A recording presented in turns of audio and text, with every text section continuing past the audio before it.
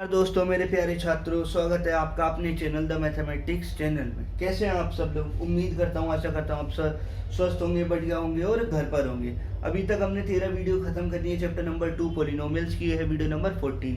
Last video में हम लोगों ने क्या देखा था? अभी तक जो क्वेश्चन करे थे क्वाड्रेटिक पॉलिनोमियल के, वो करे थे कि हमें एक क्वाड्रेटिक पॉलिनोमियल दे रखा है और उस क्वाड्रेटिक पॉलिनोमियल जो दिया हुआ है उससे हमें उसके जीरो निकालने हैं। दोनों मेथड से देखा था हमने और रिलेशनशिप को वेरीफाई करना है between its zeros and it's coefficient. हमने स्टेप बाय स्टेप मेथड से भी देखा था। मतलब वहाँ पे क्वाड्रेटिक पॉलिनोमियल का मतलब वहाँ पे क्या होगा, मिडिल टर्म को स्प्लिट करना पड़ेगा अगर हमें स्टेप बाय स्टेप मेथड से करना है।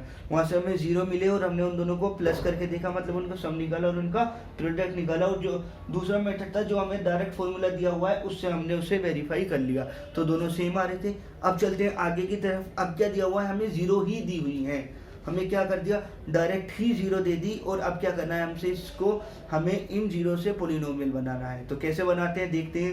क्वेश्चन किसी भी तरीके का आ सकता है, क्वेश्चन ऐसा भी आ सकता है और क्वेश्चन जो हम कर चुके हैं वैसा भी आ सकता है। तो देखते हैं ये हम कैसे कर सकते हैं।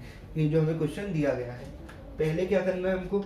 बढ़िया तरीके से हर बार की तरह एक शब्द लिखना है, सॉल्यूशन की पता चलना चाहिए। यहाँ से सोल्व करना हमने शुरू करा है। अब गिवन क्या क्या है लिखो। जीरो क्या क्या है हमें यहाँ पर जो गिवन है? -3 एंड 2। जनरल फॉर्म क्या होती है? जनरल फॉर्म क्या होती है of quadratic polynomial? General form क्या होती है ऑफ क्वाड्रेटिक पॉलिनोमियल की?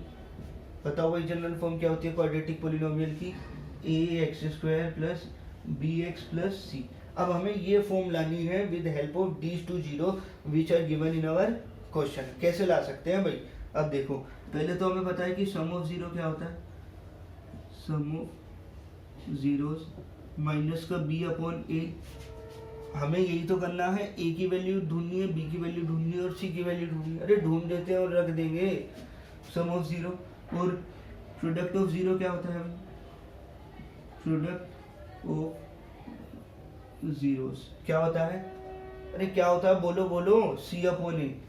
b क्या होता है? Coefficient of x। a क्या है? Coefficient of x²। c क्या है? Constant term. और a क्या है? Coefficient of x²। तो यहाँ से अगर मैं इंप्लाइज करूँ, ठीक है, तो सम ऑफ जीरो क्या दिया हुआ है हमको? -3। ठीक है, सम ऑफ जीरो क्या दिया हुआ है हमको?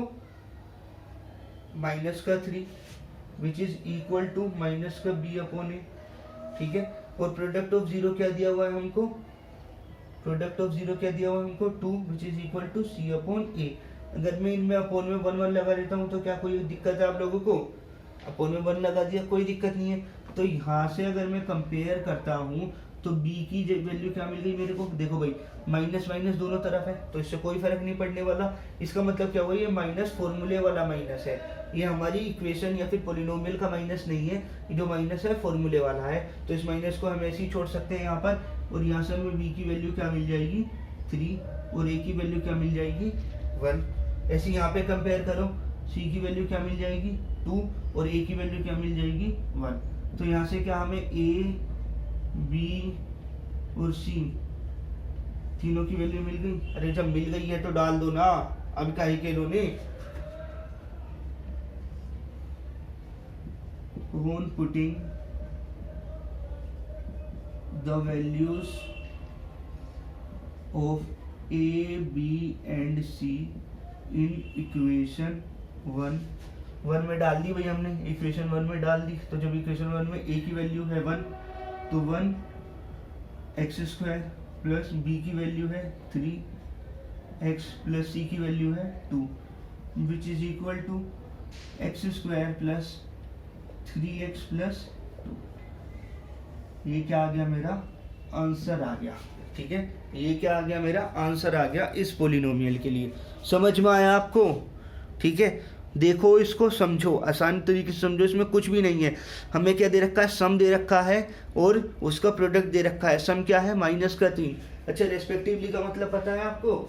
रेस्पेक्टिवली का मतलब जैसे यहाँ पे सम लिख दिया और बीच में एंड आ गया और प्रोडक्ट आ गया, तो अगर आगे रेस्पेक्टिवली लग जाता है तो सम क्या होगा? पहले वाला ही सम होगा। प्रोडक्ट क्या होगा? पहले वाला ही दूसरे वाला प्रोडक्ट होगा, मतलब जो पहले आया है वो वैल्यू में भी पहले आएगा, जो बाद में आया है वो वैल्यू में भी बाद में ही आएगा। ये रिस्पेक्टिवली का मतलब है यहाँ पर। तो ये समझ में आ गया आप लोगों को?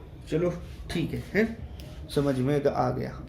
चलिए, अगर आप लोग इतनी चीज़ सीख चुके हैं कि किसी भी सम से कि अगर कोई भी क्वाड्रेटिक पोलिनोमियल है, अगर हमें पोलिनोमियल दिया हुआ है तो हम उसके रिलेशनशिप को भी वेरीफाई कर सकते हैं, उसकी सम की और प्रोडक्ट की, और अगर हमें उनके सम और प्रोडक्ट ही दे दिए जाए तो हम उससे पोलिनोमियल भी बना सकते हैं। ठीक है, आप प्रैक्टिस करते रहिए, घर पर रहिए, सुरक्षित रहिए। आज की वीडियो में इतना ही। पढ़ते रहना, बार बार पढ़ना और मैथ्स में अच्छे नंबर ला के दिखाना। ओके, थैंक यू, मिलते हैं अगली वीडियो में।